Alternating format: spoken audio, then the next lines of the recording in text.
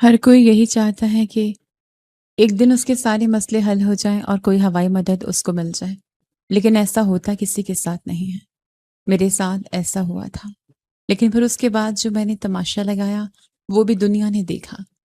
میری کہانی سن کے آپ لوگ حیران رہ جائیں گے۔ محلے کا دروازہ کھلا کیونکہ میرے شوہر نے دروازے کو لات ماری تھی اور مجھے بالوں سے پکڑ کر باہر کی طرف گھسیٹتے ہوئے لے کر جانے کی کوشش کر رہا تھا۔ میری چیخیں پورے محلے میں گونج رہی تھیں۔ میرے سر میں شدید درد ہو رہا تھا کیونکہ اس کی گرفت اتنی سخت تھی کہ ایسا لگ رہا تھا جیسے میرے بال جڑوں سمیت اکھڑ جائیں گے۔ میں بار بار اس کا ہاتھ ہٹانے کی کوشش کر رہی تھی، لیکن میری طاقت اس کے سامنے کچھ بھی نہیں تھی۔ مجھے بچانے والا کوئی نہیں تھا، جبکہ اس گھر میں میری ساس تھی، جٹھانی تھی، دو نندیں تھیں، سسر تھے، دیور تھا، جیٹھ بھی تھا۔ بھرا ہوا گھر تھا لیکن میرے حق میں کوئی نہیں کھڑا تھا۔ سب دروازے کے قریب کھڑے تھے اور خاموشی سے یہ منظر دیکھ رہے تھے۔ کسی کے چہرے پر افسوس نہیں تھا، کسی کی آنکھ میں میرے لیے ہمدردی نہیں تھی۔ ایسا لگ رہا تھا جیسے میں اس گھر کی بہو نہیں بلکہ کوئی اجنبی ہوں جسے گھر سے نکالا جا رہا ہے۔ اور وہ لڑکی جو دلہن بنی ساتھ کھڑی تھی، اس کے چہرے پر مسکراہٹ تھی، اس کے ہاتھوں کی مہندی ابھی تک گہری تھی، اس کے کپڑے نئے تھے، اس کے چہرے پر خوشی صاف دکھائی دے رہی تھی۔ وہ خاموش کھڑی سب کچھ دیکھ رہی تھی اور اس کے لبوں پر ہلکی سی مسکراہٹ تھی جو میرے دل کو مزید زخمی کر رہی تھی۔ میں نے روتے ہوئے کہا کہ اگر میں بانجھ ہوں تو اس میں میرا کیا قصور ہے؟ میری آواز کانپ رہی تھی، آنسو مسلسل میرے چہرے پر بہہ رہے تھے۔ میں بار بار یہی بات دہرا رہی تھی، لیکن کسی نے میری بات سننے کی کوشش نہیں کی۔ میرے شوہر نے کہا کہ اب میں تجھے اپنے گھر میں نہیں رکھوں گا، نکل یہاں سے۔ تو کیکر کا درخت ہے جو نہ پھل دیتا ہے نہ سایہ دیتا ہے، تجھے یہاں رکھ کر میں کیا کروں؟ اس کے الفاظ میرے دل میں تیر کی طرح لگ رہے تھے۔ میں اس شخص کو دیکھ رہی تھی جس کے لیے میں نے اپنی زندگی وقف کر دی تھی، جس کی خوشی کے لیے میں دن رات کام کرتی تھی، جس کے لیے میں نے ہر تکلیف برداشت کی تھی۔ آج وہی شخص مجھے اس طرح دھتکار رہا تھا جیسے میری کوئی حیثیت ہی نہ ہو۔ محلے والے بھی ایسے تھے کہ کسی کے معاملے میں بولتے تو نہیں تھے، لیکن تماشا دیکھنے کے لیے کھڑے تھے۔ گلی میں لوگ جمع ہو گئے تھے، کچھ اپنے دروازوں میں کھڑے تھے، کچھ دیواروں کے ساتھ لگے ہوئے تھے۔ سب کی نظریں مجھ پر تھیں۔ میری بے بسی سب دیکھ رہے تھے، لیکن کوئی آگے نہیں بڑھ رہا تھا۔ میں چلا رہی تھی، چیخ رہی تھی، کیونکہ میرے پاس جانے کی کوئی جگہ نہیں تھی۔ میرا کوئی گھر نہیں تھا جہاں میں جا سکتی، کوئی ایسا دروازہ نہیں تھا جسے کھٹکھٹا سکتی۔ میں بار بار اپنے شوہر سے رحم کی بھیک مانگ رہی تھی، لیکن اس کے دل میں میرے لیے کوئی نرمی نہیں تھی۔ اس نے کوئی خیال نہ کیا کہ میرا اس دنیا میں کوئی نہیں ہے، اور مجھے گھسیٹتے ہوئے گھر سے باہر پھینک دیا اور دروازہ میرے منہ پر بند کر دیا۔ دروازہ بند ہونے کی آواز میرے کانوں میں گونجتی رہ گئی۔ میں زمین پر گری ہوئی تھی، میرے ہاتھ کانپ رہے تھے، میرے کپڑے مٹی سے بھر گئے تھے۔ میں دروازے کو دیکھتی رہی جس کے پیچھے میری کئی سال کی زندگی بند ہو چکی تھی، اور خود چلا گیا ہوگا اپنی دوسری بیوی کا ہاتھ پکڑ کر سہاگ رات منانے، کیونکہ آج ہی اس نے دوسری شادی کی تھی۔ دراصل یہ سب بہت پہلے سے چل رہا تھا، ابھی کی بات نہیں تھی۔ میری شادی ہوئی تو 3 مہینے بعد ہی ان لوگوں نے اولاد کی باتیں شروع کر دی کہ اولاد کیوں نہیں ہو رہی، جبکہ 3 مہینے کوئی اتنا بڑا عرصہ نہیں ہوتا۔ شروع میں مجھے لگتا تھا کہ یہ سب مذاق میں بات کرتے ہیں، لیکن آہستہ آہستہ ان کے لہجے بدلنے لگے۔ ہر بات میں اولاد کا ذکر آنے لگا، ہر محفل میں یہی سوال ہوتا، ہر روز کوئی نہ کوئی مجھے یہی احساس دلاتا کہ میری اصل اہمیت صرف بچہ پیدا کرنے سے ہے۔ دراصل ہوا یہ تھا کہ میرا شوہر جمیل جلدی باپ نہیں بننا چاہتا تھا۔ شادی کے پہلے ہی مہینے میں مجھے حمل ٹھہر گیا تھا، لیکن اس نے مجھے گولی کھلا دی اور کہا کہ میں ابھی باپ نہیں بننا چاہتا، ابھی تو ہماری شادی ہوئی ہے، 2-4 مہینے انجوائے کریں گے، اس کے بعد سوچیں گے۔ میں اس وقت اس کی باتوں پر یقین کر لیتی تھی۔ مجھے لگتا تھا کہ وہ مجھ سے بہت محبت کرتا ہے۔ جب وہ کہتا تھا کہ وہ کچھ وقت صرف میرے ساتھ گزارنا چاہتا ہے تو مجھے اس کی بات سچی لگتی تھی، اسی لیے میں نے کوئی بحث نہیں کی۔ اسی طرح دوسرے مہینے میں پھر حمل ٹھہر گیا، اس نے پھر مجھے گولی کھلا دی۔ مجھے بھی ان باتوں کو اس وقت پتہ نہیں تھا۔ مجھے کہتا تھا کہ صفیہ، میں بس فی الحال تیرے ساتھ زندگی گزارنا چاہتا ہوں، اولاد آ گئی تو ہم دونوں کا پیار ختم ہو جائے گا۔ میں اس کی بات سن کر خاموش ہو جاتی تھی۔ مجھے کیا معلوم تھا کہ آج یہی باتیں میری زندگی کا سب سے بڑا دکھ بن جائیں گی۔ لیکن اب ساس اور باقی سارے گھر والوں نے بولنا شروع کر دیا کہ بچے کیوں نہیں ہو رہے؟ تو شوہر نے کہا کہ بس اب بیبی پلان کر لیتے ہیں۔ لیکن اب میرے سسٹم میں کوئی ایسی گڑبڑ ہوئی کہ 2 سال گزر گئے اور میرے یہاں اولاد نہیں ہو رہی تھی۔ ان 2 سالوں میں میں نے نہ جانے کتنی بار باتیں سنی، صبح سے رات تک تانے سننے پڑتے۔ کبھی ساس کچھ کہتی، کبھی نندے ہنس دیتی، کبھی کوئی رشتہ دار آتا تو میرے بارے میں سوال کر کے چلا جاتا۔ میں ہر رات روتے ہوئے سوتی تھی اور ہر صبح امید کے ساتھ اٹھتی تھی کہ شاید حالات بدل جائیں۔ ڈاکٹر کے پاس گئے تو میرے شوہر نے نہیں بتایا کہ پہلی 2 دفعہ ہم نے خود حمل ختم کیا ہے، بلکہ کہنے لگا کہ آپ ہی بتائیں کیا ہے۔ ڈاکٹر نے رپورٹ دیکھی اور پھر میری طرف دیکھ کر کہا کہ فی الحال تو ان کے حاملہ ہونے کے کوئی واضح امکانات نظر نہیں آ رہے۔ ڈاکٹر کا یہ کہنا تھا، لیکن میرے شوہر کو یہ سنائی دیا کہ میں بانجھ ہوں۔ کلینک سے واپس آتے وقت اس نے ایک لفظ بھی مجھ سے نہیں بولا۔ اس کے چہرے پر ناراضی تھی۔ گھر پہنچتے ہی اس نے سب کو اپنی مرضی کی بات بتا دی۔ کسی نے یہ جاننے کی کوشش نہیں کی کہ ڈاکٹر نے اصل میں کیا کہا تھا۔ سب نے یہی مان لیا کہ قصور صرف میرا ہے۔ میرے ماں باپ غریب تھے، میرا باپ مزدور تھا، میری 3 اور بہنیں تھیں جو بھی گھر بیٹھی تھیں اور ان کی شادی ہونی تھی، اور میں بڑی بہن تھی، اور مجھ پہ یہ پریشر تھا کہ بڑی بہن نے گھر نہ بسایا تو باقی تینوں پر بھی یہ ٹیگ لگ جائے گا کہ یہ گھر بسانے والی لڑکیاں نہیں ہیں۔ اسی لیے میں شروع سے ہی بہت کچھ برداشت کرتی آئی تھی۔ ظلم تو یہ لوگ ہمیشہ ہی کرتے تھے۔ گھر میں ایک اور بہو ہونے کے باوجود، 3 نندے ہونے کے باوجود سارے کام تو میں ہی کرتی تھی۔ صبح سب سے پہلے اٹھتی، رات سب سے آخر میں سوتی، سب کے کپڑے میں دھوتی تھی، سب کی خدمت میں کرتی تھی، گھر کے ایک ایک فرد کا خیال رکھتی تھی۔ لیکن میری محنت کی کبھی کوئی قدر نہیں ہوئی۔ اب ان کو میرے خلاف بولنے کا بہانہ مل گیا۔ میرا نام ہی انہوں نے باندھ صفیہ رکھ دیا۔ کوئی مجھے صفیہ کہہ کر نہیں پکارتا تھا، ہر طرف سے یہی آواز آتی تھی، باندھ صفیہ، باندھ صفیہ۔ ہر بار یہ لفظ سن کر میرا دل ٹوٹ جاتا تھا، لیکن اس گھر میں میرے آنسوں کی کوئی قیمت نہیں تھی۔ میں خاموشی سے سب کچھ برداشت کرتی رہی، کیونکہ مجھے امید تھی کہ شاید ایک دن سچ سب کے سامنے آ جائے گا، اور شاید ایک دن مجھے بھی انسان سمجھا جائے گا۔ بس پھر کیا تھا، میرے شوہر نے کہیں اور چکر چلا لیا اور اس عورت کے ساتھ ہر طرح کا تعلق بنائے ہوئے تھا۔ شروع میں مجھے صرف شک ہوتا تھا، کبھی وہ دیر سے گھر آتا، کبھی کسی کے فون آتے ہی کمرے سے باہر چلا جاتا، کبھی بے وجہ مجھ پر غصہ نکالتا، لیکن اس وقت تک مجھے حقیقت کا اندازہ نہیں تھا۔ اس بات کے بارے میں پورے خاندان کو پتا تھا، لیکن مجھے نہیں بتایا گیا تھا۔ بعد میں مجھے احساس ہوا کہ میں اس گھر میں رہتے ہوئے بھی سب سے زیادہ بے خبر تھی۔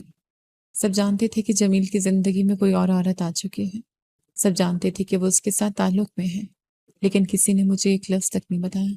اور جو میرے شوہر نے میری ساس کو یہ بتایا کہ وہ اس عورت کو حمل سے ہے، اور ابھی آج ہی پتہ چلا ہے کہ وہ عورت حاملہ ہو گئی ہے، تو میری ساس نے کہا کہ اب اس سے شادی کر لو۔ مجھے بعد میں جب یہ بات معلوم ہوئی تو کئی دن تک میں یہی سوچتی رہی کہ کیسا عجیب انصاف تھا۔ جب میرے ہاں اولاد نہیں ہوئی تو سارا قصور مجھ پر ڈال دیا گیا، لیکن جب وہ دوسری عورت حاملہ ہوئی تو کسی نے یہ نہیں پوچھا کہ یہ سب کیسے ہوا۔ کسی نے اسے غلط نہیں کہا، کسی نے اسے برا نہیں سمجھا، الٹا اس کے لیے شادی کی تیاری شروع کر دی گئی۔ یعنی اس دفعہ یہ کوئی حمل ختم نہیں کروانا چاہتے تھے۔ جیسے ہی اس عورت نے یہ خوشخبری سنائی کہ وہ ماں بننے والی ہے، اس کا نام عروج تھا، میرے شوہر نے اس سے شادی کر لی اور اسی دن مجھے گھر سے باہر نکال دیا۔ اب میں سڑک پر کھڑی تھی، میری آنکھیں سوج چکی تھیں، گال آنسوں سے بھیگے ہوئے تھے، میرے ہاتھ کانپ رہے تھے۔ میرے پاس نہ کوئی بیگ تھا، نہ کپڑوں کا کوئی جوڑا، نہ کوئی زیور، نہ کوئی سامان۔ میں صرف اپنے وجود کے ساتھ اس گلی میں کھڑی تھی جہاں چند لمحے پہلے تک میں خود کو اس گھر کی بہو سمجھتی تھی۔ لوگ مجھے ابھی بھی دیکھ رہے تھے، کچھ لوگ آہستہ آہستہ باتیں کر رہے تھے، کچھ مجھے دیکھ کر سر ہلا رہے تھے، کچھ عورتیں ایک دوسرے کے کان میں سرگوشیاں کر رہی تھیں، اور ابھی بھی مجھے ایسا لگتا تھا کہ لوگ میری طرف دیکھ کر یہی سوچ رہے تھے کہ جب بچہ نہیں پیدا کر کے دے گی تو پھر یہی سب کچھ تو ہوگا۔ مرد تو شادی اولاد کے لیے کرتا ہے، جب عورت اولاد نہ پیدا کر کے دے تو پھر وہ اسے گھر میں کیوں رکھے گا؟ یعنی یہ معاشرہ ابھی بھی میرے خلاف تھا، میرے حق میں نہیں تھا۔ میں اکیلی کھڑی یہ سب سوچ رہی تھی۔ کسی نے یہ نہیں کہا کہ ایک عورت کو اس طرح گھر سے نکالنا ظلم ہے، کسی نے یہ نہیں کہا کہ اس کے پاس جانے کے لیے کوئی جگہ بھی ہے یا نہیں۔ کسی نے یہ نہیں پوچھا کہ اس کا قصور کیا ہے۔ میرے شوہر کے پاس اللہ کا دیا ہوا سب کچھ تھا۔ ان کے ایک ساتھ 2 گھر تھے، دونوں گھر انہی کے تھے، لیکن الگ الگ بنے ہوئے تھے۔ دراصل میرے شوہر کے باپ نے بھی 2 شادیاں کی تھیں اور 2 گھر ایک ساتھ بنائے تھے تاکہ اپنی دونوں بیویوں کو ایک ساتھ رکھ سکے۔ دونوں گھروں کے درمیان ایک دروازہ بھی تھا جو چھت کے اوپر سے جاتا تھا۔ اس دروازے کو پار کر کے ایک گھر سے دوسرے گھر میں جایا جا سکتا تھا۔ دونوں مکان الگ ہوتے ہوئے بھی ایک دوسرے سے جڑے ہوئے تھے۔ میرے سسر کی دوسری بیوی صرف ایک بیٹی پیدا کر پائی تھی اور بعد میں وہ اپنی بیٹی کو ساتھ لے کر چلی گئی تھی۔ اس کے بعد دوسرا گھر تقریباً خالی ہی رہتا تھا۔ گھر والے وہاں آتے جاتے تو تھے لیکن مستقل کوئی نہیں رہتا تھا۔ کبھی اس میں سامان رکھا جاتا، کبھی رشتہ دار آ جاتے تو وہاں ٹھہر جاتے، ورنہ زیادہ تر وقت وہ بند پڑا رہتا تھا۔ اب وہ لوگ اس گھر کو بیچنے کے منصوبے بنا رہے تھے۔ ان کے گھر میں اب کیا ہو رہا تھا اور کیا نہیں ہو رہا تھا یہ الگ بات تھی۔ شاید اندر شادی کی خوشیاں منائی جا رہی تھیں، شاید عروج کو نئی دلہن کی طرح بٹھایا گیا ہوگا، شاید سب لوگ اس آنے والے بچے کی باتیں کر رہے ہوں گے جس نے چند لمحوں میں اس گھر میں سب کی نظروں میں اپنی جگہ بنا لی تھی۔ لیکن میری زندگی تو برباد ہو گئی تھی۔ میں سڑک کے کنارے کھڑی تھی اور مجھے سمجھ نہیں آ رہا تھا کہ اب کہاں جاؤں۔ یہ بات ایسی ہی تھی کہ دیکھا جائے تو کیونکہ میرا کوئی نہیں تھا، کیونکہ میں اگر گھر واپس جاتی اور جا کر یہ بات کرتی کہ مجھے گھر سے نکال دیا گیا ہے اور مجھے یہاں رکھ لیا جائے، وہ لوگ مجھے کبھی بھی نہیں رکھتے۔ انہوں نے تو پہلے میری شادی ہی جلدی جلدی میں کی تھی، مجھے باقاعدہ یہ محسوس کروا کے کہ میں وہ ہوں، ہم ساری بہنیں بوجھ ہیں، ایک ہی شادی ہوگی تو باقیوں کی باری آئے گی۔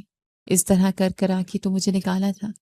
میں واپس نہیں جانا چاہتی تھی کیونکہ سسرال سے نکالے جانا تو بہت بڑا غم ہوتا ہی ہے، لیکن اگر میکے سے نکالی جاتی تو پھر زندہ بھی نہ رہتی۔ اس پوری دنیا میں اگر کوئی چیز واقعی میری اپنی تھی تو وہ میری عزت تھی، اور آج وہ بھی لوگوں کے تماشے کے درمیان رون دی گئی تھی۔ میں خالی نظروں سے بند دروازے کو دیکھ رہی تھی اور پہلی بار مجھے محسوس ہوا کہ انسان زندہ ہوتے ہوئے بھی بالکل تنہا ہو سکتا ہے۔ صبح سے شام ہونے والی تھی۔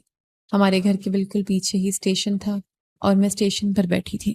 لوگ آ رہے تھے، جا رہے تھے، کوئی اپنے گھر لوٹ رہا تھا، کوئی کسی نئے شہر کی طرف روانہ ہو رہا تھا۔ پلیٹ فارم پر مسلسل چہل پہل تھی۔ ٹرین آتی تو شور بڑھ جاتا، ٹرین جاتی تو چند لمحوں کے لیے خاموشی چھا جاتی۔ انسان بھی تو مسافر ہی ہوتا ہے نا، مختلف منزلوں کا مسافر۔ لیکن اب میری کوئی منزل نہیں تھی، یا میری کیا منزل تھی مجھے سمجھ نہیں آ رہا تھا۔ میں ایک بینچ پر بیٹھی سامنے پٹریوں کو دیکھتی رہی۔ سورج آہستہ آہستہ ڈھل رہا تھا، آسمان کے رنگ بدل رہے تھے، وقت گزر رہا تھا لیکن میری زندگی جیسے وہیں رک گئی تھی۔ مجھے سمجھ نہیں آ رہا تھا کہ میں نے کیا کرنا تھا، کہاں جانا تھا۔ میرے پاس نہ پیسے تھے، نہ کوئی ٹھکانہ تھا، نہ کوئی ایسا شخص تھا جسے فون کر کے کہہ سکتی کہ مجھے اپنے پاس بلا لو۔ کافی دیر تک وہاں بیٹھے رہنے کے بعد میں واپس اسی محلے میں آ گئی۔ میں گلیوں میں ادھر ادھر پھرتی رہی، کبھی ایک طرف جاتی، کبھی دوسری طرف۔ میرے قدم چل رہے تھے لیکن مجھے خود نہیں معلوم تھا کہ میں کہاں جا رہی ہوں۔ میرے ذہن میں صرف ایک ہی سوال تھا، کس سے مدد مانگوں، کیا کروں، کہاں جاؤں۔ اسی دوران مجھے ایک جھونپڑی نظر آئی جو بالکل خالی لگ رہی تھی۔ اس کے باہر ایک لڑکا بیٹھا ہوا تھا جو شاید فروٹ چاٹ وغیرہ بیچتا تھا۔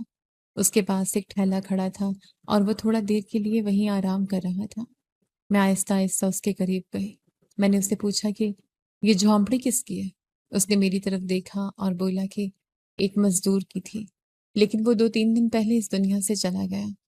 میں نے جھونپڑی کی طرف دیکھا، پرانے کپڑوں اور ٹاٹ سے بنی ہوئی تھی، جگہ جگہ مرمت کے نشان تھے، چھت بھی مکمل مضبوط نہیں لگ رہی تھی۔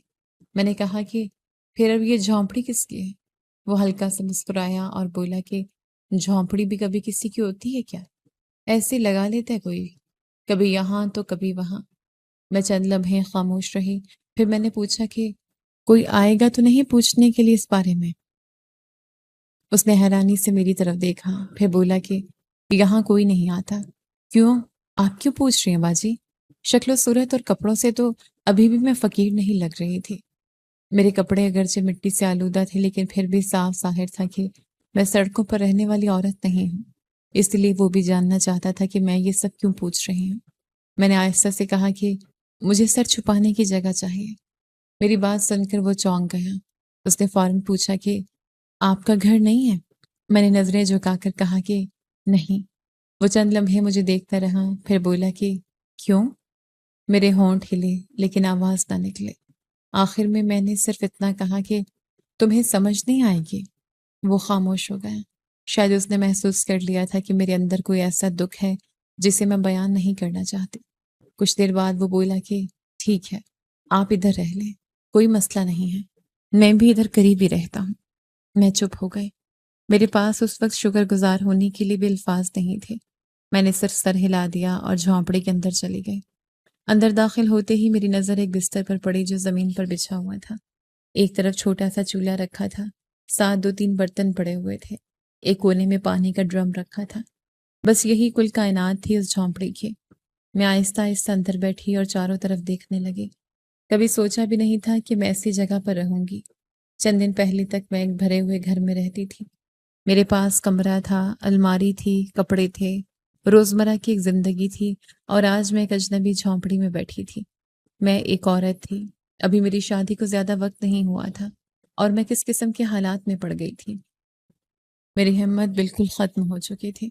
میں مسلسل ذہنی صدمے سے گزر رہی تھی۔ اتنے کم وقت میں میری پوری زندگی بدل گئی تھی۔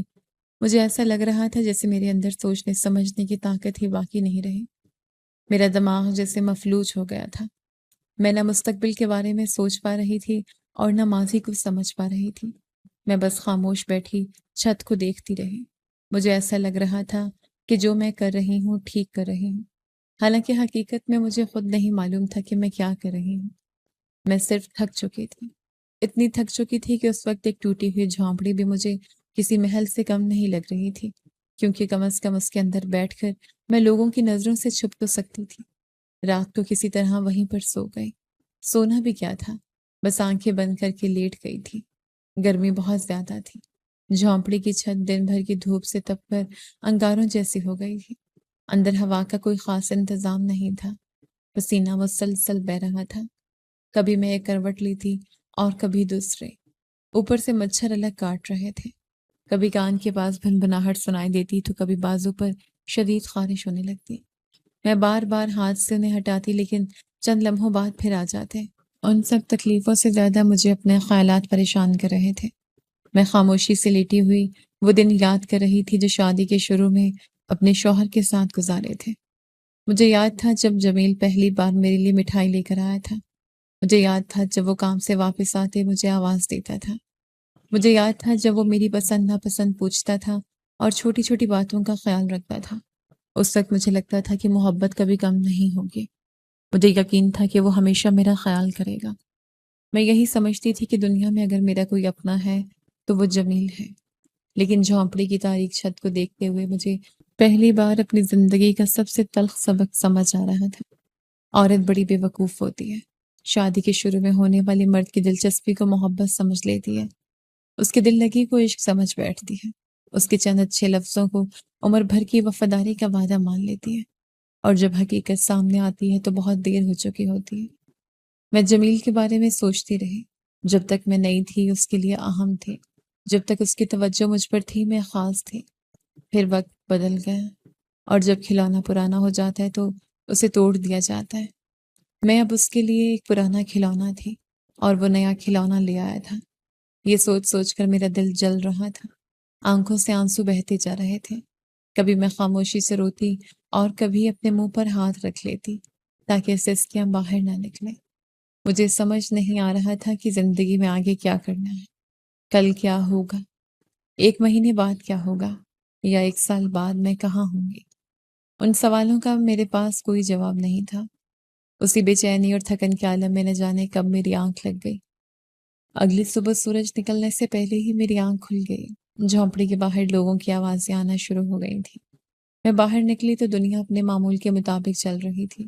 لوگ کام پر جا رہے تھے، دکانیں کھل رہی تھیں، بچے ادھر ادھر دوڑ رہے تھے۔ صرف میری زندگی تھی جو بکھر چکی تھی۔ میں آہستہ آہستہ چلتے ہوئے ایک گلی میں پہنچی تو میری نظر ایک تندور پر پڑی۔ تندور کے سامنے ایک عورت کھڑی روٹیاں لگا رہی تھی۔ اس کے چہرے سے پسینہ ٹپک رہا تھا۔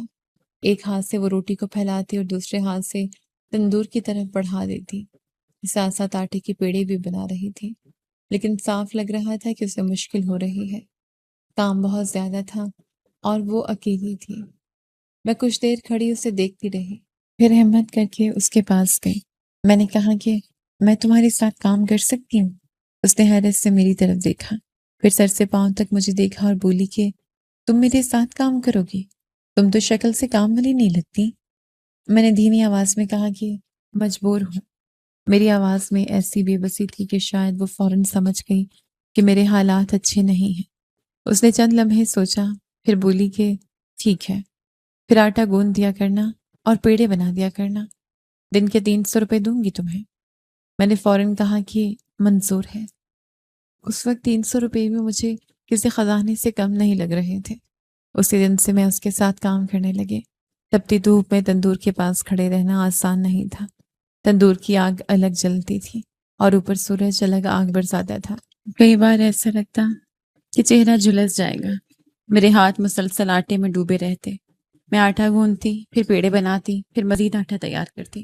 پورا دن اسی کام میں گزر جاتا۔ میں نے ہمیشہ اپنا چہرہ ڈھانپ کر رکھا ہوتا تھا۔ مجھے ڈر لگتا تھا کہ کہیں کوئی پہچان نہ لے، کہیں کسی کی نظر مجھ پر نہ پڑ جائے، کہیں میرے سسرال والوں کو معلوم نہ ہو جائے کہ میں کہاں ہوں۔ وہ عورت ایک وقت کا کھانا بھی کھلا دیتی تھی اور 300 روپے بھی دیتی تھی۔ چند دنوں میں میری اس سے اچھی بات چیت ہونے لگی۔ ایک دن نہ جانے کیوں میں نے اسے اپنی ساری کہانی سنا دی۔ میں بولتی گئی اور وہ خاموشی سے سنتی رہی۔ جب میں خاموش ہوئی تو اس نے ایک لمبی سانس لی، پھر بولی کہ آج کل کہاں یہ سب نہیں ہو رہا، ہر جگہ یہی سب ہو رہا ہے۔ کوئی بھی مرد مخلص نہیں ہے اور عورتیں ہی مصیبتوں کا شکار ہو رہی ہیں۔ پھر اس نے اپنے ہاتھ سے پسینہ صاف کیا اور کہا کہ تمہیں کیا لگتا ہے میں یہاں کیوں کھڑی ہوں؟ میرا شوہر بھی کسی اور کے چکر میں بھاگ گیا۔ 5 بچے ہیں میرے، ان کا پیٹ پالنے کے لیے کچھ نہ کچھ تو کرنا پڑے گا۔ اس کی آنکھوں میں ایک عجیب سی تھکن تھی، ایسی تھکن جو سالوں کی جدوجہد سے پیدا ہوتی ہے۔ پھر وہ بولی کہ شکر کرو کہ تمہارے بچے نہیں ہیں، ورنہ پھر ان کو کیسے پالتی؟ میں خاموش ہو گئی۔ میں نے دل میں سوچا کہ بات تو صحیح کہہ رہی ہے، اگر میرے ساتھ ایک بچہ بھی ہوتا تو شاید میری مشکلات اور بھی بڑھ جاتی۔ اب کم از کم کھانے پینے کا انتظام تو ہو رہا ہے۔ 300 روپے روز کے مل جاتے تھے، ایک وقت کا کھانا بھی مل جاتا تھا، لیکن رات کو جب میں واپس اپنے جھونپڑی میں آتی تو دل پھر گھبرا جاتا۔ سورج ڈوبتے ہی ارد گرد سنسانی پھیل جاتی، ہوا چلتی تو جھونپڑے کی دیواریں ہلنے لگتی، کوئی دور سے گزرتا تو اس کے قدموں کی آواز صاف سنائی دیتی۔ میں بستر پر لیٹ جاتی لیکن نیند نہیں آتی تھی۔ بار بار یہی ڈر ستاتا رہتا تھا کہ کوئی اندر نہ آ جائے، کوئی رات کے اندھیرے میں جھونپڑے کا پردہ ہٹا کر اندر نہ گھس آئے، کیونکہ اب میرے پاس نہ کوئی دروازہ تھا جسے اندر سے بند کر سکو اور نہ کوئی ایسا شخص تھا جو میری حفاظت کے لیے میرے ساتھ کھڑا ہوتا۔ میں ہر رات اسی خوف کے ساتھ آنکھیں بند کرتی اور ہر ہلکی سی آہٹ پر چونک کر اٹھ بیٹھتی۔ میں نے بہت زیادہ محنت کی، پہلے اس عورت کے ساتھ یہ کام کرتی رہی، اس کے بعد لوگوں کے گھروں میں کام کرتی رہی۔ صبح سویرے اٹھ جاتی، کبھی کسی کے برتن دھوتی، کبھی کسی کے کپڑے، کبھی جھاڑو پونچھا کرتی، کبھی کھانا بنانے میں مدد دیتی۔ شروع میں میرے ہاتھوں میں چھالے پڑ جاتے تھے، جسم تھکن سے ٹوٹ جاتا تھا، لیکن میں جانتی تھی کہ اگر میں رک گئی تو بھوک مجھے جینے نہیں دے گی۔ اسی لیے میں نے اپنے آپ کو کام میں جھونک دیا۔ دن مہینوں میں بدلتے گئے اور مہینے سالوں میں۔ میں تھوڑے تھوڑے پیسے بچاتی رہی، کبھی اپنی خواہش پوری نہیں کی، کبھی اپنے لیے کپڑا نہیں خریدا، کبھی فضول خرچی نہیں کی۔ میرے ذہن میں صرف ایک مقصد تھا کہ مجھے کسی کی نوکری نہیں کرنی، مجھے اپنے پاؤں پر کھڑا ہونا ہے۔ آخر ایک دن میرے پاس اتنے پیسے جمع ہو گئے کہ میں نے اپنا ایک چھوٹا سا کاروبار شروع کر لیا۔ میں نے ایک ریڑھی خریدی، ایک بڑی کڑاہی خریدی، چند برتن لیے اور سموسے اور پکوڑے بنانے کا سامان لے آئی۔ شروع کے دنوں میں مجھے بہت ڈر لگتا تھا۔ میں سوچتی تھی کہ اگر چیزیں نہ بکیں تو کیا ہوگا، اگر نقصان ہو گیا تو کیا ہوگا، لیکن اللہ نے میرے رزق میں برکت ڈال دی۔ میرے ہاتھ میں ذائقہ تھا، جو بھی ایک بار میرے سموسے یا پکوڑے کھا لیتا وہ دوبارہ ضرور آتا۔ لوگ اپنے دوستوں کو بھی ساتھ لانے لگے، کچھ لوگ دفتر سے واپسی پر میرے پاس رک جاتے، کچھ بچے اسکول سے آتے ہوئے سموسے لے جاتے، کچھ عورتیں شام کے وقت پکوڑے پیک کروا کر لے جاتی۔ میرا کام آہستہ آہستہ اچھا چلنے لگا۔ میں خوبصورت تھی، اسی لیے ہمیشہ اپنا چہرہ چھپا کر رکھتی تھی، ایک بڑا سا دوپٹہ اوڑھتی اور صرف آنکھیں نظر آتی تھیں۔ میں نہیں چاہتی تھی کہ کوئی غیر ضروری توجہ میری طرف لے۔ میں خاموشی سے اپنا کام کرتی اور شام کو گھر واپس آ جاتی۔ اب میں محلے کے چوک میں یہ سب کچھ کر رہی تھی اور 3 سال گزر گئے تھے جب میرے شوہر نے مجھے گھر سے نکالا تھا۔ 3 سال پہلے والی صفیہ اور آج والی صفیہ میں بہت فرق آ چکا تھا۔ پہلے میں دوسروں کے فیصلوں پر زندہ تھی، اب میں اپنی محنت پر زندہ تھی۔ پہلے میں ہر وقت روتی تھی، اب میں کم از کم اپنے پیروں پر کھڑی تھی۔ اب میں جھونپڑی میں نہیں رہتی تھی بلکہ ایک چھوٹے سے کمرے میں رہتی تھی۔ یہ جگہ ویسے جھونپڑی سے تھوڑی سی ہی بہتر تھی۔ دیواروں پر نمی کے نشان تھے، چھت بھی زیادہ اچھی نہیں تھی، لیکن کم از کم محفوظ تو تھی۔ ایک چھوٹا سا پنکھا رکھا ہوا تھا جو گرمیوں میں مسلسل چلتا رہتا تھا۔ سامان ایک طرف ترتیب سے رکھا ہوتا تھا۔ رات کو دروازہ بند کر کے میں سکون سے سو جاتی تھی۔ میرے لیے یہی کسی نعمت سے کم نہیں تھا۔ چھٹی بھی مناتی تھی، ہفتے میں ایک دن ریڑھی نہیں لگاتی تھی۔ اس دن اپنے پورے ہفتے کی کمائی میں سے تھوڑے سے پیسے نکالتی اور شہر میں گھومنے نکل جاتی۔ کبھی کوئی اچھی سی چیز کھا لیتی، کبھی جوس پی لیتی، کبھی پارک میں جا کر بیٹھ جاتی اور کبھی بازار میں لوگوں کو آتے جاتے دیکھتی رہتی۔ اب مجھے اکیلے رہنے کی عادت ہو رہی تھی۔ کہتے ہیں کہ عورت کو تنہائی کا مزہ آنے لگتا ہے تو پھر اسے کسی کے ساتھ کی ضرورت نہیں ہوتی۔ شاید میں بھی اسی مقام پر پہنچ گئی تھی، لیکن آج بھی دل میں یہ خلش تھی، کیونکہ ایک گھر بسا کر بیٹھی ہوئی عورت اور سڑکوں پر محنت مزدوری کرنے والی عورت میں بڑا فرق ہوتا ہے۔ میں اپنی زندگی سے لڑ تو رہی تھی، لیکن بعض راتوں میں دل اب بھی بھر آتا تھا۔ خیر، وہ کہتے ہیں نا کہ اللہ جس حال میں بھی رکھے انسان کو شکر ادا کرنا چاہیے۔ میں بھی یہی سوچ کر خود کو تسلی دے لیتی تھی۔ ایک دن ایسا ہوا کہ دوپہر کا وقت تھا، گرمی کافی زیادہ تھی۔ میں اپنی ریڑھی کے پاس کھڑی پکوڑے تل رہی تھی، کڑاہی میں تیل کھول رہا تھا۔ لوگ آ جا رہے تھے، کسی نے سموسے لیے، کسی نے پکوڑے، اور میں معمول کے مطابق کام میں مصروف تھی۔ تبھی اچانک میں نے دیکھا کہ ایک عورت بھاگتی ہوئی میری طرف آ رہی ہے۔ اس کی عمر شاید 45 یا 47 سال ہوگی۔ اس کے چہرے پر خوف صاف نظر آ رہا تھا۔ سانس بری طرح پھولی ہوئی تھی اور اس نے ایک بڑا سا بیگ اپنے سینے سے ایسے لگا رکھا تھا جیسے دنیا کی سب سے قیمتی چیز اس کے اندر ہو۔ وہ سیدھی میرے پاس آ کر رکی۔ اس کی حالت بہت خراب تھی۔ وہ ہامتے ہوئے بولی، میری مدد کرو، میری مدد کرو۔ میں حیران رہ گئی۔ میں نے کہا کہ کیا ہو گیا؟ اس نے گھبرا کر پیچھے دیکھا، پھر بولی کہ وہ لوگ میرے پیچھے ہیں، ان کو پتہ چل گیا ہے۔ یہ میری زندگی بھر کی محنت ہے، اس کو اپنے پاس رکھو، میں تھوڑی دیر بعد آ کر تم لوگوں سے لے لوں گی۔ اس نے فوراً بیگ میری طرف بڑھا دیا۔ میں کچھ سمجھ بھی نہیں پائی تھی کہ کیا ہو رہا ہے، لیکن اس کی آنکھوں میں ایسا خوف تھا کہ میں انکار نہ کر سکی۔ میں نے فوراً بیگ لے لیا اور ریڑھی کے نیچے والے حصے میں چھپا دیا۔ میں نے کہا کہ ٹھیک ہے، خود میں بھی مصیبتوں سے گزری تھی، اسی لیے کسی اور کی مصیبت کو سمجھ سکتی تھی۔ جیسے ہی اس عورت نے اطمینان کا سانس لیا اور واپس مڑ کر سڑک پار کرنے لگی، اگلے ہی لمحے سب کچھ بدل گیا۔ ایک بڑا سا ٹرالر تیز رفتار سے آیا، ایک خوفناک آواز گونجی، لوگ چیخ اٹھے اور وہ عورت ٹرالے سے ٹکرا گئی۔ سب کچھ ایک لمحے میں ہوا۔ وہ سڑک پر گری اور موقع پر ہی دم توڑ گئی۔ میں ساکت کھڑی رہ گئی، میرے ہاتھ کانپنے لگے۔ چند سیکنڈ پہلے جو عورت میرے سامنے کھڑی بات کر رہی تھی وہ اب اس دنیا میں نہیں تھی۔ مجھے یقین ہی نہیں آ رہا تھا۔ میں بے اختیار سڑک کی طرف دوڑی۔ لوگ جمع ہونا شروع ہو گئے۔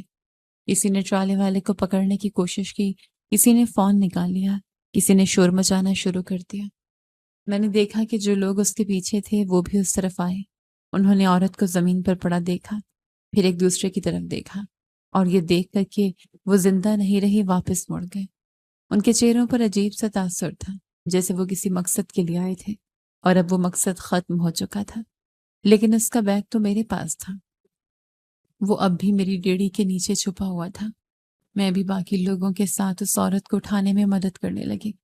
کچھ ہی دیر میں ایمبولینس آ گئی، عملہ نیچے اترا، انہوں نے معائنہ کیا، لیکن سب کو پتا تھا کہ عورت زندہ نہیں ہے، اس کے جسم میں حرکت تک نہیں تھی۔ پھر اسے احتیاط سے ایمبولینس میں منتقل کر دیا گیا۔ بعد میں ایدھی والے بھی آ گئے۔ ہم سب جانتے تھے کہ وہ اسے عزت کے ساتھ مٹی کے حوالے کر دیں گے، لیکن اس کے ساتھ واقعی بہت برا ہوا تھا۔ صبح شاید وہ اپنے معمول کے کاموں میں مصروف ہوگی، شاید اسے اندازہ بھی نہیں ہوگا کہ چند گھنٹوں بعد اس کی زندگی ختم ہو جائے گی۔ اس وقت تک تو میں اسی صدمے میں تھی کہ وہ کیسے ایک سیکنڈ میں اس دنیا سے چلی گئے۔ میرا ذہن بار بار اسی منظر کی طرف جا رہا تھا، اس کی خوفزدہ آنکھیں، اس کا کانپتا ہوا لہجہ، اس کا سینے سے لگا ہوا بیگ، اور پھر اچانک اس کا سڑک پر گر جانا۔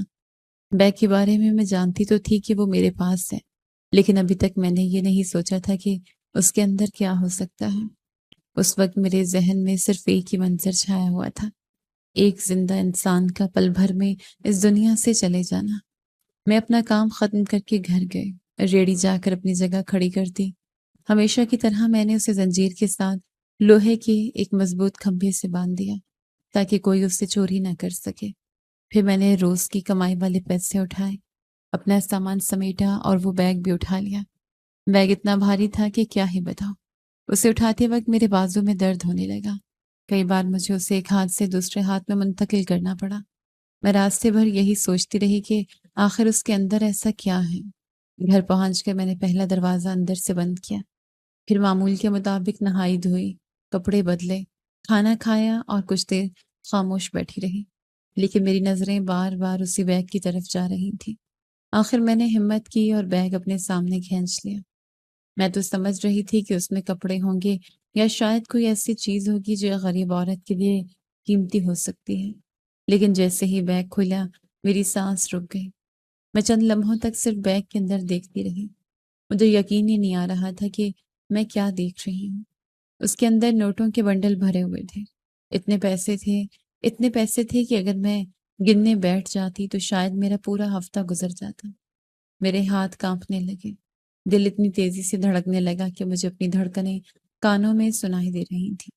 اور صرف پیسے ہی نہیں تھے، ان کے درمیان سونے کے بسکٹ بھی رکھے ہوئے تھے، چمکتا ہوا خالص سونا۔ میں نے زندگی میں کبھی ایک ساتھ اتنا سونا نہیں دیکھا تھا۔ آج کل سونے کا کیا ریٹ چل رہا تھا یہ ہر کوئی جانتا ہے۔ میں ایک بسکٹ ہاتھ میں لے کر دیکھنے لگی۔ اس کی ٹھنڈک میری انگلیوں میں محسوس ہو رہی تھی۔ مجھے ایسا لگ رہا تھا کہ میں کوئی خواب دیکھ رہی ہوں۔ اچانک سے میرے کان بند ہو گئے، آوازیں سنائی دینا کم ہو گئی، کمرہ گھومتا ہوا محسوس ہونے لگا۔ میں نے کئی بار آنکھیں جھپکی، پھر اپنے بازو پر چٹکی کاٹی، لیکن میں جاگ رہی تھی۔ یہ خواب نہیں تھا۔ تب مجھے سمجھ آیا کہ اتنے سارے لوگ اس عورت کے پیچھے کیوں بھاگ رہے تھے، کیونکہ اتنی دولت کے لیے تو کوئی بھی پاگل ہو سکتا ہے۔ لیکن اسی لمحے میرے دل میں خوف بھی پیدا ہو گیا۔ میں نے اپنی آنکھوں سے دیکھا تھا کہ وہ عورت اس دولت کو بچانے کی کوشش میں اپنی جان گنوا بیٹھی تھی۔ اگر کسی کو پتہ چل جاتا کہ یہ بیگ اب میرے پاس ہے تو میری جان بھی خطرے میں پڑ سکتی تھی۔ اسی لیے میں نے فیصلہ کر لیا کہ اس راز کے بارے میں کسی کو کچھ نہیں معلوم ہونا چاہیے۔ چند دن تک میں خاموشی سے سوچتی رہی کہ کیا کرنا ہے۔ پھر ایک دن میں اپنے پرانے گھر کے پاس سے گزری، یعنی اپنے شوہر کے گھر کے پاس سے۔ میں برقعے میں تھی اور کسی نے مجھے پہچانا نہیں۔ میں سڑک پر چل رہی تھی کہ اچانک میری نظر ایک بورڈ پر پڑی۔ گھر فروخت کے لیے تھا، وہی دوسرا گھر جو میرے شوہر کے گھر کے بالکل ساتھ تھا، جسے وہ لوگ کئی سالوں سے بیچنے کی کوشش کر رہے تھے۔ میں کچھ دیر وہاں کھڑی بورڈ کو دیکھتی رہی اور پھر میرے دماغ میں ایک خرافاتی پلان آ گیا۔ میں گھر واپس آئی اور بورڈ پر لکھے نمبر پر فون کر دیا۔ میں نے کہا کہ مجھے یہ گھر خریدنا ہے، آپ لوگ کاغذات تیار رکھیں۔ شاید سامنے والے شخص کو یقین نہیں آیا ہوگا کہ اتنی جلدی خریدار مل جائے گا۔ چند ملاقاتوں کے بعد معاملات آگے بڑھنے لگے۔ میں نے سونے کے چند بسکٹ بیچے، بہت احتیاط کے ساتھ، اور گھر کی قیمت ادا کر دی۔ جب سارے معاملات مکمل ہو گئے اور رجسٹری میرے نام ہو گئی تو میں کئی منٹ تک کاغذات ہاتھ میں پکڑے بیٹھی رہی۔ میرے دل میں عجیب سا احساس تھا۔ جس گھر سے مجھے ذلیل کر کے نکالا گیا تھا، اب میں اسی گھر کے ساتھ والے مکان کی مالک بن چکی تھی۔ اس کے بعد میں نے اس گھر میں شفٹ ہونے کا فیصلہ کر لیا۔ میں برقع پہن کر وہاں آئی۔ کسی کو معلوم نہیں تھا کہ میں کون ہوں۔ ہاں، یہ بات ضرور تھی کہ میرے شوہر کے گھر والے اب میرے ساتھ پڑوسن ہونے کے ناطے تعلق رکھتے تھے۔ کبھی اسلام دعا ہو جاتی، کبھی دور سے بات ہو جاتی، اور انہیں یہ بھی معلوم تھا کہ کسی بہت امیر عورت نے منہ مانگی قیمت دے کر یہ گھر خریدا ہے، لیکن انہیں یہ نہیں پتا تھا کہ وہ عورت میں ہوں۔ گھر تو خرید لیا تھا، اب اسے گھر جیسا بنانا بھی تھا۔ میں نے ایک الیکٹرانکس کی دکان والوں سے بات کی۔ میں نے کہا کہ گھر کے اندر جتنی بھی ضروری الیکٹرانکس ہوتی ہیں مجھے سب چاہیے۔ انہوں نے مجھے مختلف چیزوں کے فہرست دکھائے۔ میں نے کہا کہ مجھے الگ الگ نہیں چاہیے، مجھے پورا پیکج بنا کر دیں۔ میں اب بھی پیسے بہت سوچ سمجھ کر خرچ کر رہی تھی۔ ایسا نہیں تھا کہ دولت ہاتھ آئی اور میں اسے ہوا میں اڑانے لگی۔ آخر یہ پیسہ ہمیشہ رہنے والا نہیں تھا۔ انہوں نے مجھے بہت اچھا ریٹ دیا۔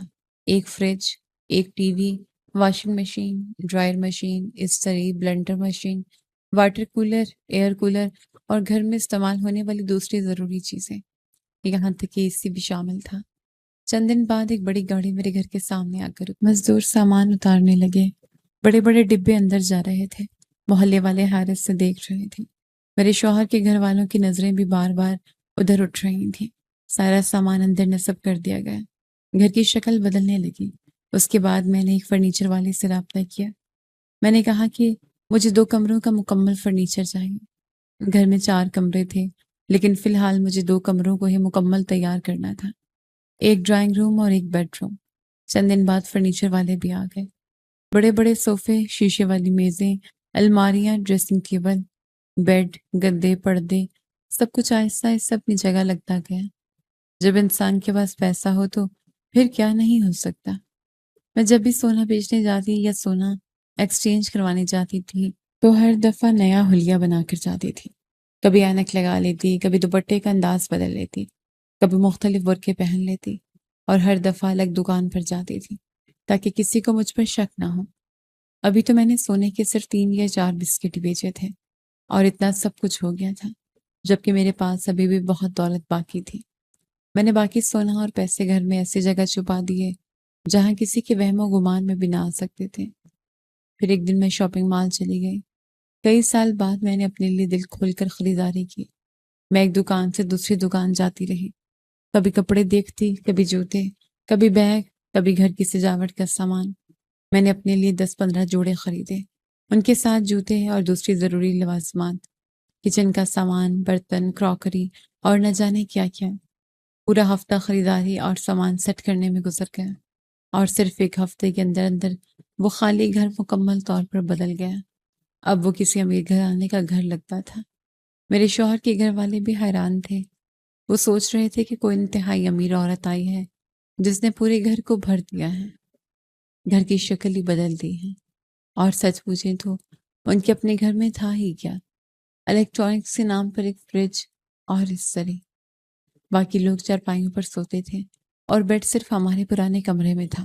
اب جب وہ اپنے صحن سے میرے گھر کی طرف دیکھتے تو انہیں ایک مکمل مختلف دنیا نظر آتی، اور مجھے ہر بار یہ سوچ کر عجیب سے احساس ہوتا تھا کہ جن لوگوں نے مجھے بے گھر کر دیا تھا آج میں ان کے بالکل ساتھ رہ رہی تھی، اور انہیں اندازہ تک نہیں تھا کہ ان کی نئی امیر پڑوسن دراصل صفیہ ہیں۔ ساتھ ہی ساتھ مجھے ان کے معاملات کے بارے میں بھی پتہ چل رہا تھا، اور جو باتیں سننے میں آ رہی تھیں وہ میرے لیے حیران کن بھی تھی، اور کسی حد تک قدرت کا انصاف بھی لگتی تھی۔ پتہ چلا کہ جمیل نے جس روز سے شادی کی تھی وہ تو 2.5 سال پہلے ہی اسے چھوڑ کر چلی گئی تھی۔ پورا محلہ اس بارے میں الگ الگ کہانیاں سناتا تھا۔ کوئی کہتا تھا دونوں میں روز لڑائیاں ہوتی تھیں، کوئی کہتا تھا عروج کو جمیل کی حقیقت کا پتہ چل گیا تھا، اور کوئی کہتا تھا کہ وہ صرف پیسوں کے لیے آئی تھی اور جب اپنا مقصد پورا ہو گیا تو چلی گئی۔ اصل حقیقت جو بھی تھی، اتنا سب جانتے تھے کہ وہ نہ صرف جمیل کو چھوڑ کر گئی تھی بلکہ اپنا حق مہر بھی لے کر گئی تھی، اور حق مہر کوئی معمولی رقم نہیں تھی، پورے 40 لاکھ روپے۔ یہ رقم ادا کرنے کے لیے ان لوگوں نے بہت کچھ بیچ دیا تھا۔ جو زیورات تھے وہ گئے، جو جمع پونجی تھی وہ گئی، اور جو کچھ بچا تھا وہ بھی خرچ ہو گئے، کیونکہ اگر حق مہر ادا نہ کرتے تو جمیل کو قانونی مشکلات کا سامنا کرنا پڑتا۔ یعنی جس عورت کے لیے اس نے اپنا گھر برباد کیا تھا وہی عورت اسے خالی ہاتھ چھوڑ گئی تھی، اور میں جب یہ سب سنتی تھی تو بس خاموش ہو جاتی تھی۔ کبھی خوشی محسوس نہیں ہوئی، بس ایک عجیب سا احساس ہوتا تھا کہ وقت واقعی بدلتا ہے۔ کاغذات کے مطابق ابھی بھی اس کی بیوی ضروری تھی، کیونکہ اس نے مجھے گھر سے تو نکالا تھا لیکن طلاق نہیں دی تھی۔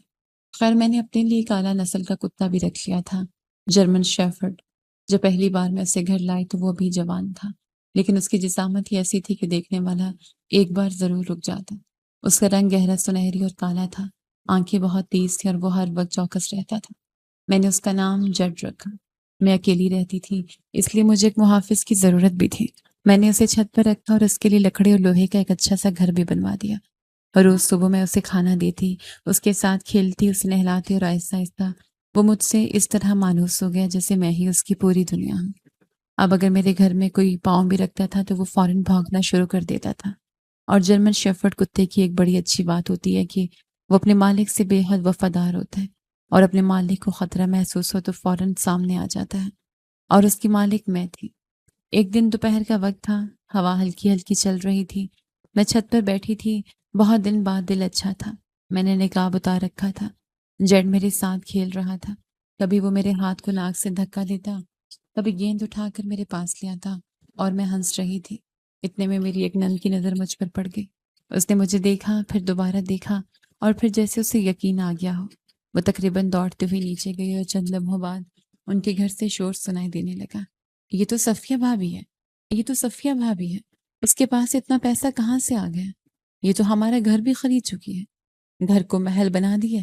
یہ تو بڑی پیسوں والی نکلی۔ میں چھت پر کھڑی یہ سب سن رہی تھی۔ میرے ہونٹوں پر ہلکی سی مسکراہٹ آ گئی، کیونکہ 3 سال پہلے یہی لوگ مجھے ایک بوجھ سمجھتے تھے اور آج میری حقیقت جان کر ان کے لہجے بدل گئے تھے۔ نیچے ان کے گھر میں کافی دیر تک مشورے ہوتے رہے اور آخر وہی ہوا جس کی مجھے توقع تھی۔ انہوں نے فیصلہ کر لیا کہ مجھ سے معافی مانگی جائے اور اگر ممکن ہو تو دوبارہ تعلقات قائم کیے جائے، کیونکہ اب ان کے حالات پہلے سے بھی زیادہ خراب تھے۔ شام ہونے سے پہلے ہی میرے دروازے کی گھنٹی بجی۔ میں نے کھڑکی سے دیکھا، باہر جمیل کھڑا تھا۔ اس کے ساتھ میری ساس جٹھانی اور گھر کے چند اور لوگ بھی تھے۔ مجھے فوراً سمجھ آ گیا کہ انہیں سب پتہ چل گیا ہے۔ میں نے سکون سے دروازہ کھولا اور ایک طرف ہو گئی۔ وہ سب اندر آ گئے، میرے گھر کو حیرت سے دیکھ رہے تھے۔ صوفے، پردے، سجاوٹ، ہر چیز ان کی توقع سے بہت مختلف تھی۔ میری ساس سب سے پہلے بولی، میری بیٹی، میری بہو۔ میں نے فوراً ہاتھ کے اشارے سے انہیں خاموش کر دیا اور کہا، کیا بات کرنے آئے ہیں کمرے میں؟ چند لمحوں کے لیے خاموشی چھا گئی۔ پھر جمیل نے گلا صاف کیا اور بولا، بیوی ہو تم میری، معافی مانگنے آیا ہوں، معاف کر دو مجھے۔ وہ عورت تو مجھے دھوکہ دے کر چلی گئی، تم ہی میری اپنی تھی، مجھ سے بڑی غلطی ہو گئی، مجھے معاف کر دو۔ پھر میری ساس بولنے لگی، پھر جٹھانی، پھر باقی لوگ، سب اپنی اپنی باتیں کرتے جا رہے تھے۔ کوئی کہہ رہا تھا کہ انسان سے غلطی ہو جاتی ہے، کوئی کہہ رہا تھا کہ پرانے گلے شکوے بھول جاؤ، کوئی کہہ رہا تھا کہ خاندان ٹوٹنے نہیں چاہیے، اور میں خاموش بیٹھی سب سنتی رہی۔ ایک ایک لفظ، ایک ایک جملہ بغیر کچھ کہے۔ جب سب بول چکے اور کمرے میں خاموشی ہو گئی، تب میں نے ان کی طرف دیکھا اور کہا، ہو گیا تم لوگوں کا، اب نکلو یہاں سے۔ میری ساس کے چہرے کا رنگ بدل گیا۔ وہ بولی، بیٹا ایسے نہیں کرو۔ میں ہنس دی اور کہا، بیٹا آپ کی زبان سے میرے لیے بیٹی کا لفظ ایسے نکل آیا؟ جب مجھے دھکے دے کر گھر سے نکالا جا رہا تھا تب کہاں تھی آپ؟ اور آپ کی یہ ممتا، تب کیوں نہیں کہا تھا کہ یہ میری بیٹی ہے؟ میری ساس کی نظریں جھک گئیں۔ وہ بولی، ہم سے غلطی ہو گئی تھی، معاف کر دو۔ میں نے دروازے کی طرف اشارہ کیا اور کہا، نکلو میرے گھر سے۔ لیکن وہ لوگ جا نہیں رہے تھے، وہ وہیں کھڑے تھے کیونکہ بھیڑ تو تھے ہی بہت زیادہ۔ میں نے سکون سے سر گھمایا اور آواز دی۔ جیٹ اگلے ہی لمحے اوپر سے دوڑتے ہوئے قدموں کی آواز آئی اور جیٹ سیڑھیاں اترتا ہوا میرے پاس آ گیا۔ اس کی جسامت دیکھ کر ہی سب کے چہرے بدل گئے۔ میں نے اس کی رسی اپنے ہاتھ میں پکڑی ہوئی تھی۔ پھر میں نے ان کی طرف دیکھ کر کہا، نکلتے ہو یا اس کی رسی چھوڑ دوں؟ اب وہ لوگ واقعی گھبرا گئے۔ جمیل ایک قدم پیچھے ہٹا، میری ساس دروازے کی طرف ہو گئی اور باقی لوگ بھی سہم گئے۔ جیسے میں نے رسی ڈھیلی کی، وہ سب تقریباً بھاگتے ہوئے گھر سے باہر نکل گئے اور میں نے فوراً دروازہ بند کر دیا۔ دروازہ بند ہوتے ہی میں چند لمحے وہیں کھڑی رہی، پھر آہستہ آہستہ صوفے پر آ کر بیٹھ گئی۔ اس دن جو میری روح کو سکون آیا میں بیان نہیں کر سکتی۔ 3 سال پہلے میں اسی خاندان کے سامنے بے بس کھڑی تھی اور آج وہ میرے سامنے کھڑے منتیں کر رہے تھے۔ وقت واقعی عجیب چیز ہے۔ اگلے ہفتے میں سیدھی عدالت گئی اور میں نے جمیل کے خلاف خلا کا کیس دائر کر دیا۔ یہ کام میں پہلے بھی کر سکتی تھی، لیکن اب کرنے کا مزہ ہی کچھ اور تھا۔ اب وہ معافیاں مانگ رہے تھے، لیکن خلا میں شوہر کی معافی سے کچھ نہیں ہوتا۔ میں نے جا کر صاف صاف بتا دیا کہ انہوں نے مجھے دھکے دے کر گھر سے نکالا تھا۔ میں 3 سال سے الگ رہ رہی تھی، میرا خرچ نہیں دیا گیا، میرا حق ادا نہیں کیا گیا اور میرے بارے میں کبھی پوچھا تک نہیں گیا۔ یہ سب سننے کے بعد زیادہ بحث کی ضرورت ہی نہیں پڑی۔ معاملہ بالکل واضح تھا۔ پہلی پیشی میں یہ فیصلہ میرے حق میں ہو گیا۔ جب میں عدالت سے باہر نکلی تو میرے ہاتھ میں کاغذات تھے۔ ہوا ہلکی ہلکی چل رہی تھی۔ میں نے آسمان کی طرف دیکھا اور کئی سال بعد مجھے اپنے سینے سے ایک بہت بڑا بوجھ اترتا ہوا محسوس ہوا۔ آخر کار میں اس شخص کے رشتے سے آزاد ہو گئی تھی اور اس بار مجھے کسی نے گھر سے نہیں نکالا تھا، بلکہ میں خود اپنی مرضی سے اس کہانی کا دروازہ ہمیشہ کے لیے بند کر کے باہر آ گئی تھی۔ میرے سسرال والوں کا زوال یہاں تک نہیں رکا۔ پتہ چلا کہ بڑی نند کی شادی کی تھی، اس کو بھی طلاق ہو گئی، سسر بھی بستر پر پڑ گئے، جٹھانی یہاں بھی اولاد نہیں ہو رہی تھی، اور میرا شوہر تو 2 جگہ سے چوٹ کھانے کے بعد اب ایسا ہو گیا اپنا کہ کوئی اس کو تیسری دفعہ رشتہ بھی نہیں دے رہا تھا۔ اپنی خالہ کی بیٹی کا رشتہ مانگا تو انہوں نے بھی صاف انکار کر دیا۔ انہوں نے کہا کہ جس نے صفیہ جیسی نیک عورت نہیں بسائی وہ کسی اور کو کیا بسائے گا۔ میں یہ نہیں کہتی کہ سارے مرد برے ہوتے ہیں، اور میں یہ بھی نہیں کہتی کہ میں اب کسی اور سے شادی کروں گی۔ ہاں، اگر مجھے کوئی پسند آیا، میں نے کسی کو اس قابل کام کیا، تو میں اس سے شادی ضرور کروں گی، لیکن ابھی میں صرف اپنے آپ سے محبت کر رہی ہوں اور اپنی زندگی گزار رہی ہوں۔ میں نے اپنے امی ابو کے گھر بھی پیسے بھیجے تھے اور میں ان سے ملنے بھی گئی تھی۔ ان کو سب کچھ صاف صاف بتایا تھا۔ انہوں نے وہی کہا کہ معاف کر دیتی تو بہتر تھا، لیکن میں نے ان کی بات پہ زیادہ دھیان نہیں دیا، بس پیسے دے کے واپس آ گئی تھی۔ اس کے علاوہ بھی میرے کچھ اپنے ہیں۔ وہ تندور والی عورت جس نے مجھے کام دیا تھا، میں اس سے بھی ملنے گئی۔ میں اس کے بچوں کے لیے بہت سارا سامان لے گئی اور اس کے ہاتھ سے کچھ پیسے بھی رکھ کے آئی۔ وہ عورت جس نے مجھے گھر میں کام دیا تھا، وہ آدمی جو مجھے سموسے پکوڑے بنانے کے لیے ادھار پہ راشن دے دیتا تھا، ان سب لوگوں سے ملنے گئی تھی اور ان سب کی مدد کی تھی، اور مجھے ایسا لگتا تھا کہ وہی سب لوگ میرے اپنے تھے جنہوں نے مشکل وقت میں میرا ساتھ دیا تھا۔ آج میں اپنی زندگی میں خوش ہوں۔ اب آپ لوگ مجھے بتائیں کہ میں نے جو کیا وہ صحیح کیا یا نہیں، اور اگر آپ لوگوں میں سے کوئی میری جگہ ہوتا تو وہ کیا کرتا؟ اپنی رائے ضرور دیجیے گا۔